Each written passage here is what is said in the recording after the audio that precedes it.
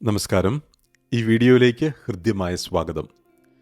ഇന്ന് നമ്മൾ സംസാരിക്കുന്ന വിഷയം കേരളത്തിലെ പുരുഷന്മാർ അനുഭവിക്കുന്ന മാനസിക സമ്മർദ്ദത്തെക്കുറിച്ചാണ്. ഒരുപക്ഷെ നിങ്ങൾ ചിന്തിച്ചേക്കാം, ഈ ടോപ്പിക്കിന് ഇന്ന് വല്ല പ്രസക്തിയുമുണ്ടോ? ഞാനും അങ്ങനെയാണ് വിചാരിച്ചിരുന്നത്. എന്നാൽ കുറച്ച് ദിവസങ്ങൾക്ക് മുൻപ് ഈ ചാനലിൽ എന്തുകൊണ്ടാണ് സ്ത്രീകൾ വിവാഹത്തിന് തയ്യാറാവാത്തത് എന്ന വിഷയത്തെക്കുറിച്ച് ഞാനൊരു വീഡിയോ ചെയ്തിരുന്നു. ആ വീഡിയോയിൽ വന്ന ഒരു കമൻ്റാണ് ഇന്ന് ഈ വിഷയം കൈകാര്യം ചെയ്യുന്നതിനും ഇതിനെക്കുറിച്ച് കൂടുതൽ പഠിക്കുന്നതിനും എന്നെ പ്രേരിപ്പിച്ചത്. ഇന്ന് ഈ വീഡിയോയിൽ നമ്മൾ ചെയ്യാൻ പോകുന്നത്, ഞാൻ ഈ പുരുഷന്മാരുടെ മാനസിക സമ്മർദ്ദത്തെക്കുറിച്ച് നടത്തിയ അന്വേഷണത്തിൻ്റെ ചില ഫൈൻഡിങ്സ് നിങ്ങളുമായിട്ട് പങ്കുവയ്ക്കാനായിട്ടാണ്. നമുക്ക് കഴിഞ്ഞ വീഡിയോയിൽ വന്ന ആ കമൻ്റ് ഒന്ന് വായിച്ചതിന് ശേഷം നമുക്ക് ആരംഭിക്കാം. ആ കമൻ്റ് ഇങ്ങനെയായിരുന്നു: based on latest state crime records bureau, the male-female suicide ratio in Kerala stands at a staggering 80:20. Of them, 76.6% were married men. Family conflicts, significant stressors. It's actually the men who should be more careful these days while selecting their partner. പുരുഷന്മാരുടെ സ്ട്രെസ്സിനെ കുറിച്ച് ഞാൻ ഗൂഗിളിൽ type ചെയ്തപ്പോൾ അതിനെക്കുറിച്ച് വന്ന 5 key points എന്ന രീതിയിൽ Google കാണിച്ചു തന്ന കാര്യങ്ങളാണ് നമ്മളിപ്പോൾ ഈ സ്ക്രീനിൽ കാണുന്നത്. ഒന്നാമതായിട്ട് നമ്മൾ കാണുന്നത് ഹൈ സൂയിസൈഡ് റേറ്റ്സ് ഒന്നാമത്തെ കീ പോയിൻ്റാണ്. ഇതിൻ്റെ ഫലമായിട്ട്, സ്ട്രെസ്സിൻ്റെ ഫലമായിട്ട് നമ്മുടെ മലയാളി പുരുഷന്മാരുടെ ഇടയിൽ വർദ്ധിച്ചു വരുന്ന ഹൈ സൂയിസൈഡിനെ കുറിച്ചാണ് ഒന്നാമത്തെ പോയിൻ്റ് ഉള്ളത്. രണ്ടാമത്തേത് ഇക്കണോമിക് ഫാക്ടേഴ്സ്, മൂന്നാമത്തേത് സോഷ്യൽ എക്സ്പെക്റ്റേഷൻസ്, നാലാമത്തേത് ഫാമിലി കോൺഫ്ലിക്ട്സ്, അഞ്ചാമത്തേത് lack of mental health access. ഈ 5 മേഖലകളെക്കുറിച്ചാണ് ഗൂഗിൾ സംസാരിച്ചത്. നമുക്ക് ഈ സൂയിസൈഡിനെ സംബന്ധിച്ചുള്ള ആ പ്രധാനപ്പെട്ട കാര്യങ്ങൾ നമുക്കൊന്ന് മനസ്സിലാക്കാനായിട്ട് ശ്രമിക്കാം. ഇത് മാതൃഭൂമിയുടെ ഇംഗ്ലീഷ് പതിപ്പിൽ വന്ന ഒരു വാർത്തയായിരുന്നു. Breaking the silence, understanding the surge in suicide rates among Kerala men. അപ്പോൾ ഈ സ്റ്റഡിയുടെ ഫൈൻഡിങ്ങിൽ നമുക്ക് കാണാനായിട്ട് സാധിക്കുന്നത് കേരളത്തിൽ വർദ്ധിച്ചു വരുന്ന സൂയിസൈഡ് നമ്പേഴ്സ്, അതിനെക്കുറിച്ചുള്ള കാര്യങ്ങളാണ് നമുക്കിവിടെ കാണാനായിട്ട് സാധിക്കുന്നത്. നമുക്ക് ഈ സ്ക്രീനിൽ നോക്കിയാൽ കാണാൻ സാധിക്കും, 2022 നാഷണൽ ക്രൈം റെക്കോർഡ്സ് ബ്യൂറോയുടെ ഡേറ്റ അനുസരിച്ച് കേരളത്തിൽ 4789 പേരാണ് ഫാമിലി പ്രോബ്ലംസിന്റെ പേരിൽ ആത്മഹത്യ ചെയ്തത്. നോക്കിക്കേ, അതിനകത്ത് നമ്പർ കാണാം. നമുക്ക് ഏറ്റവും കൂടുതൽ സൂയിസൈഡ് ചെയ്തിരിക്കുന്നത് പുരുഷന്മാരാണ്. രണ്ടാമത് 1045 പേരാണ് സ്ത്രീകൾ ചെയ്തിരിക്കുന്നത്. പിന്നെ രണ്ടാമത്തെ സൂയിസൈഡിനുള്ള ഏറ്റവും പ്രധാനപ്പെട്ട കാര്യമായി വന്നിരിക്കുന്നത് ഫിസിക്കൽ ആയിട്ടുള്ള, ആരോഗ്യപരമായിട്ടുള്ള പ്രശ്നങ്ങളാണ്. അവിടെയും പുരുഷന്മാരാണ് ഏറ്റവും കൂടുതൽ ആത്മഹത്യ ചെയ്തിരിക്കുന്നത്. മൂന്നാമത്തേത് സബ്സ്റ്റൻസ് അബ്യൂസ്, ഡ്രഗ്സും അല്ലെങ്കിൽ മദ്യപാനം പോലുള്ള കാരണങ്ങൾ കൊണ്ട്. അത് ഡെഫിനറ്റ്ലി കേരളത്തിലെ നമ്പർ ആണുങ്ങളുടേതായതുകൊണ്ട് അവിടെ ആണുങ്ങളുടെ നമ്പർ നമുക്ക് കൂടുതലായിട്ട് കാണാനായിട്ട് സാധിക്കുന്നുണ്ട്. ഈ റിപ്പോർട്ടിൽ പറഞ്ഞിരിക്കുന്ന ഒരു സംഭവം ഞാൻ നിങ്ങളുമായിട്ട് പങ്കുവയ്ക്കുകയാണ്. 34 വയസ്സുള്ള തൃശ്ശൂരുള്ള ഒരു ചെറുപ്പക്കാരൻ അദ്ദേഹത്തിന്റെ അമ്മ തൊട്ടയൽപ്പക്കത്തുള്ള അടുത്തിടെ ഗവൺമെന്റ് ജോലി മേടിച്ച ഒരു പെൺകുട്ടിയുമായിട്ട് കമ്പയർ ചെയ്തപ്പോൾ അത് സഹിക്കാൻ വയ്യാതെ വിഷം കഴിച്ച് ആത്മഹത്യ ചെയ്യുകയായിരുന്നു. ഇത് ആ കുടുംബത്തിന് ഒത്തിരിയേറെ ദുഃഖമുണ്ടാക്കുകയും അവരിന്നും ആ വേദനയിലൂടെ കടന്നു പോവുകയും ചെയ്യുന്നുണ്ട്.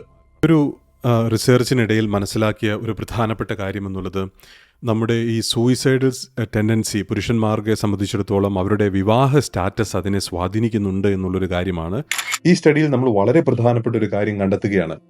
കേരളത്തിൽ നടക്കുന്ന ആത്മഹത്യകളിൽ ഏതാണ്ട് 76.6% ആളുകളും മാരീഡ് ആയിരുന്നു. അത് 2023 കണക്കനുസരിച്ചാണ്.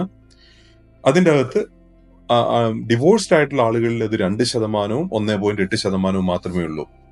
എന്നാൽ ഈ 76.6% ആളുകളിൽ 80% പുരുഷന്മാരായിരുന്നു.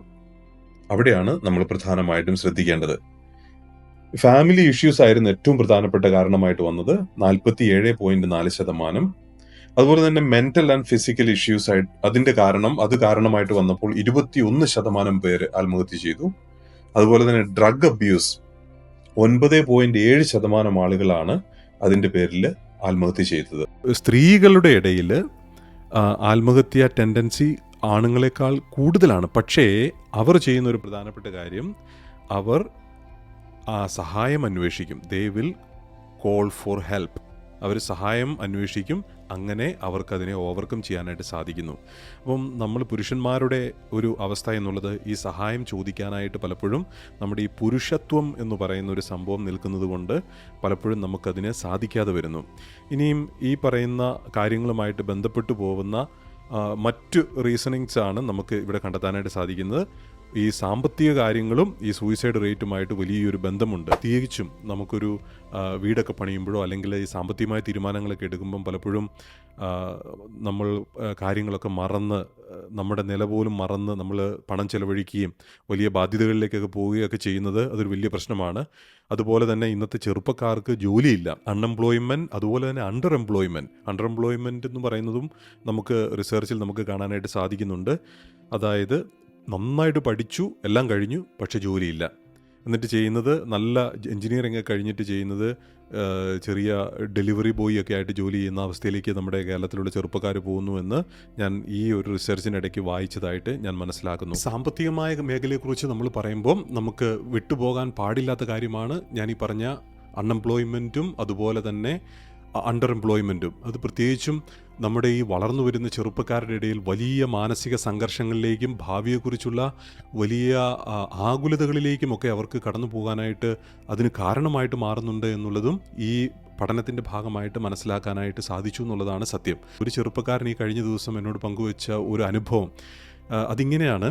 ഈ രാജ്യങ്ങളൊക്കെ മൈഗ്രേഷൻ നിർത്താനായിട്ട് ശ്രമിക്കുന്നു എന്ന് പറയുമ്പോൾ എൻ്റെ മനസ്സിൽ തീയാണ്. എങ്ങനെങ്കിലും ഇവിടെ നിന്ന് പഠിച്ച് എൻ്റെ ഇപ്പോഴുള്ള പഠനം കഴിഞ്ഞ് ഒരു വിദേശ രാജ്യത്തേക്ക് കടന്ന് അവിടെ സെറ്റിലാവുന്നതിനെ കുറിച്ച് ഞാൻ ചിന്തിക്കുമ്പോൾ ആ രാജ്യങ്ങളെല്ലാം മൈഗ്രേഷൻ അവസാനിപ്പിക്കുന്നു എന്ന് കേൾക്കുമ്പോൾ ഒരു ഭയം എൻ്റെ മനസ്സിലേക്ക് വരികയാണ്. എങ്ങനെയാണ് മുമ്പോട്ട് പോവേണ്ടത് എന്ന് എനിക്കറിയില്ല എന്ന് ആ ചെറുപ്പക്കാരൻ പറഞ്ഞതും ഈ സമയത്ത് ഞാൻ ഓർക്കുകയാണ്. ഇനിയും അതുപോലെ പ്രധാനപ്പെട്ട ഒരു കാര്യം ഇതാണ്. നമ്മുടെ ഈ പുരുഷന്മാരെ കുറിച്ച് നമ്മുടെ നാട്ടിൽ ചില സങ്കല്പങ്ങളൊക്കെ ഉണ്ട്. പുരുഷൻ കരയാൻ പാടില്ല, അവൻ പുരുഷനായിരിക്കണം, അവൻ ആണല്ലേ, ഒരാൺ ഇങ്ങനെയാണോ പെരുമാറുന്നത്, ഇങ്ങനെയുള്ള ചോദ്യങ്ങൾ നമ്മളെപ്പോഴും ചെറുപ്പം മുതലേ ഈ ആൺകുട്ടികളുടെ തലയിലേക്ക് നമ്മൾ കുത്തി നിറയ്ക്കാറുണ്ട്. അത് പിന്നീട് വളർന്ന് ഒന്ന് കരയാൻ പോലും പറ്റാത്ത സങ്കടകരമായ അവസ്ഥയിൽ തീരാറുമുണ്ട്. അപ്പോൾ ഇതുകൊണ്ട് ഇത് ഇവിടെ റെഡിറ്റ് എന്ന് പറയുന്ന പ്ലാറ്റ്ഫോമിൽ ഞാൻ കാണാനായിട്ട് ഇടവന്നതാണ്. അവിടെ ആളുകൾ ഈ അവരുടെ സങ്കടത്തെക്കുറിച്ച്, ഒന്നും മര്യാദയ്ക്ക് കരയാൻ പോലും പറ്റാത്ത അവസ്ഥയെക്കുറിച്ച്, അല്ലെങ്കിൽ അവരുടെ ആരും അവരോട് സ്നേഹത്തോടെ പെരുമാറുന്നില്ലാത്ത ഒരവസ്ഥയെക്കുറിച്ച്, അല്ലെങ്കിൽ കുടുംബത്തിൻ്റെ അച്ചടക്കം നോക്കേണ്ട ഭാരത്തെക്കുറിച്ച്, അങ്ങനെ എടുത്താൽ പൊങ്ങാത്ത വലിയ പ്രതീക്ഷകളുടെ ഭാരവുമായിട്ട് നടക്കുന്ന പുരുഷന്മാരെക്കുറിച്ച് ഇതിൽ ഈ ഒരു അവരുടെ ചാറ്റിൽ കാണാനായിട്ട് സാധിച്ചതും നിങ്ങളുമായിട്ട് ഞാൻ പങ്കുവയ്ക്കുകയാണ്. ആ ഭാരം മുഴുവനും അവരങ്ങ് ഏറ്റെടുക്കുകയാണ്. അപ്പോൾ ഈ ഒരു ജീവിതം മുഴുവൻ വളരെ സ്ട്രെസ്ഫുള്ളായിട്ട് അവർ ജീവിച്ച് തീർക്കുന്നതും അതിൻ്റെ ഭാഗമാണ്. അപ്പം പ്രത്യേകിച്ച് നമുക്കറിയാം ഈ പ്രവാസികളൊക്കെ ആയിട്ടുള്ള, പ്രത്യേകിച്ചും ദുബായിലൊക്കെ വർക്ക് ചെയ്യുന്നവരൊക്കെ, അവരൊക്കെ ഒരു കുടുംബ ജീവിതം പോലും സാധ്യമല്ലാത്ത രീതിയിൽ, അതായത് അവരുടെ പാർട്ട്ണർ കേരളത്തിലും അവർ വിദേശ രാജ്യങ്ങളിൽ പോയി കഠിനമായി അധ്വാനിച്ച് ഒരു ഫാമിലിയൊക്കെ കൊണ്ടുവരാൻ വേണ്ടി, അതിനെ കൂട്ടിക്കെട്ടി പോകാൻ വേണ്ടി അവർ നടത്തുന്ന ശ്രമമൊക്കെ എത്ര സ്തുതിച്ചാലും മതിയാവില്ല എന്നുള്ളതാണ് സത്യം. അപ്പോൾ ഇതൊരു പ്രധാനപ്പെട്ട ഫാക്ടറാണ് ഈ നമ്മുടെ സ്ട്രെസ്സ് കൂടുന്നതിൻ്റെ അകത്ത്. അപ്പോൾ അതിൻ്റെ ഫലമായിട്ട് എന്ത് സംഭവിക്കുന്നു എന്ന് ചോദിച്ചാൽ, നമ്മുടെ ആളുകളുടെ ഇടയിൽ ഈ അമിതമായ മദ്യപാനവും ഡ്രഗിൻ്റെ അബ്യൂസും ഇന്ന് വർദ്ധിച്ചുകൊണ്ടിരിക്കുകയാണ്.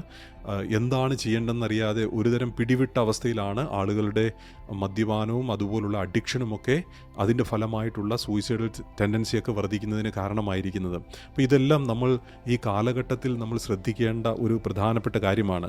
അപ്പം നേരത്തെ പറഞ്ഞ പോലെ ഇതിനൊരു പരിഹാരം എന്ന് പറയുന്നത് നമുക്ക് അങ്ങനെ അത്ര എളുപ്പത്തിലൊരു പരിഹാരം ഉണ്ടാകുമോ എന്ന് ചോദിച്ചാൽ എളുപ്പമല്ല. പക്ഷേ അതിന് ഈ പറയുന്ന സ്ട്രെസ്സ് കുറയ്ക്കാനായിട്ടുള്ള ഒരു ശ്രമം എല്ലാവരും നടത്തേണ്ടതായിട്ടുണ്ട്. ഒന്നാമതായിട്ട് എനിക്ക് തോന്നുന്നത്, വിവാഹം കഴിഞ്ഞവരാണെങ്കിൽ പാർട്ട്ണറുമായിട്ടുള്ള ഒരു നല്ല ബന്ധം സ്ത്രീകൾ പ്രത്യേകിച്ച് മനസ്സിലാക്കുക.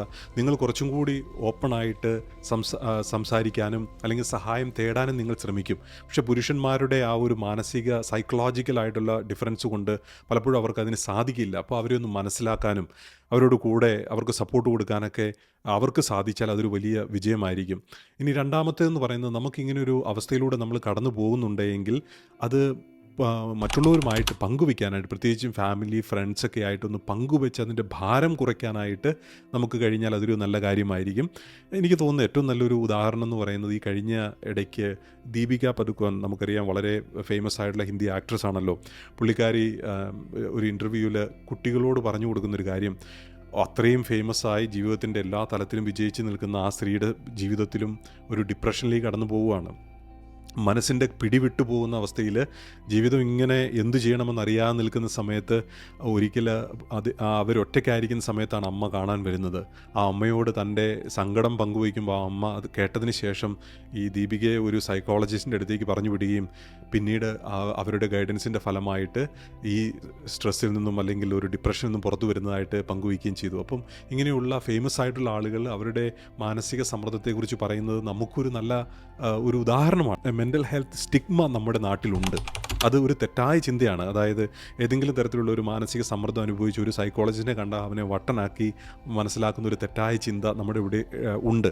അത് വിദേശ രാജ്യങ്ങളിലൊക്കെ അതൊരു വ്യത്യസ്തമാണ്. എല്ലാവരും തന്നെ ഒരുമാതിരിപ്പെട്ട എല്ലാ ജോലികളിലും മെയിനായിട്ട് ജോലി ചെയ്യുന്നവർക്കെല്ലാം സ്ട്രെസ്സുണ്ട്. അവരെല്ലാം തെറാപ്പി ചെയ്താണ് പോകുന്നത്. കാരണം ഈ സ്ട്രെസ്സ് കുറയ്ക്കാനായിട്ടുള്ള ഏറ്റവും നല്ല മാർഗ്ഗം എന്ന് പറയുന്നത് ഈ തെറാപ്പിയിൽ പോയി ആ സ്ട്രെസ്സ് കുറയ്ക്കുക. ഇൻഷുറൻസ് എല്ലാം അത് കവർ ചെയ്യുന്നുണ്ട്.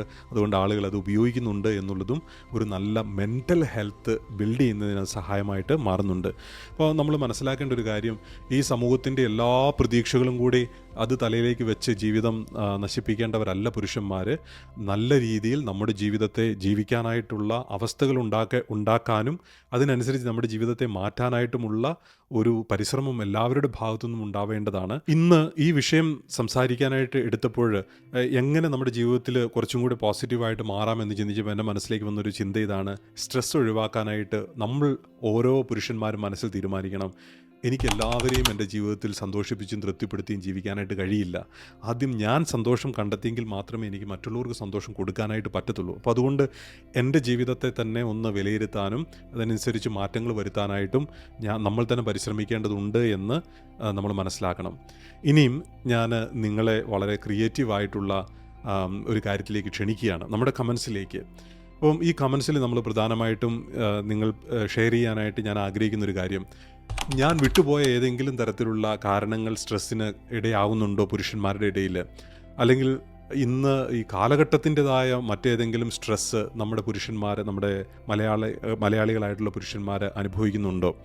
ഇനി മറ്റൊരു ചോദ്യം എന്നുള്ളത്, ഇങ്ങനെ നിങ്ങൾ ഏതെങ്കിലും തരത്തിലുള്ള സ്ട്രെസ് അനുഭവിച്ചപ്പോൾ നിങ്ങൾ അതിനെ എങ്ങനെയാണ് തരണം ചെയ്തത്? ഏത് തരത്തിലുള്ള മെത്തേഡാണ് നിങ്ങൾ ഉപയോഗിച്ചത്? എൻ്റെ ലക്ഷ്യം ഇതാണ്. ഒരുപക്ഷെ ഈ വീഡിയോ കാണാനായിട്ട് ആളുകൾ ഇതിലേക്ക് വരുമ്പോൾ എൻ്റെ വീഡിയോയെക്കാളും കൂടുതൽ ഒരുപക്ഷെ കാണാനായിട്ട് പോകുന്നത് ഇതിലെ കമൻസ് ആയിരിക്കും. ഞാനും ചിലപ്പോഴൊക്കെ അങ്ങനെയൊക്കെയാണ് ചെയ്യുന്നത്. ആളുകൾക്ക് ഇതിനെക്കുറിച്ചുള്ള അഭിപ്രായം എന്താണ് എന്നറിയാനായിട്ടൊരു താല്പര്യമുള്ളതുകൊണ്ടാണ് നമ്മൾ അങ്ങനെ ചെയ്യുന്നത്. അതുകൊണ്ട് ഞാൻ ആവശ്യപ്പെടുന്നത് ഒരു കാര്യം, നിങ്ങളുടെ ആ ഒരു ക്രിയേറ്റീവായിട്ടുള്ള നല്ല സജഷൻസ് ആളുകൾക്ക് കൊടുക്കുക. അപ്പോൾ ഒരുപക്ഷെ ആ നിങ്ങളുടെ ഒരു സജഷൻ ആയിരിക്കും അല്ലെങ്കിൽ ഒരു ഐഡിയ ആയിരിക്കും ആ ആൾക്കൊരു സ്പാർക്കായിട്ട് മാറി അദ്ദേഹത്തിൻ്റെ ജീവിതത്തിൽ ഒരു മാറ്റം വരാനായിട്ട് അല്ലെങ്കിൽ ആ സ്ട്രെസ്സിനെ ഒന്ന് കുറയ്ക്കാനായിട്ട് കാരണമായിട്ട് മാറുക. അപ്പോൾ അതുകൊണ്ട് ഈ വിഷയത്തെക്കുറിച്ചുള്ള നിങ്ങളുടെ അഭിപ്രായങ്ങൾ അറിയിക്കുക. ഇനിയും ഇതുപോലുള്ള നമ്മുടെ ജീവിതവുമായിട്ട് ബന്ധപ്പെട്ട് നിൽക്കുന്ന വിഷയങ്ങൾ ചർച്ച ചെയ്യാനായിട്ട് വീണ്ടും നിങ്ങളെ സമീപിക്കുന്നതാണ്. മറ്റൊരു വീഡിയോയിൽ നമുക്ക് വീണ്ടും കാണാം.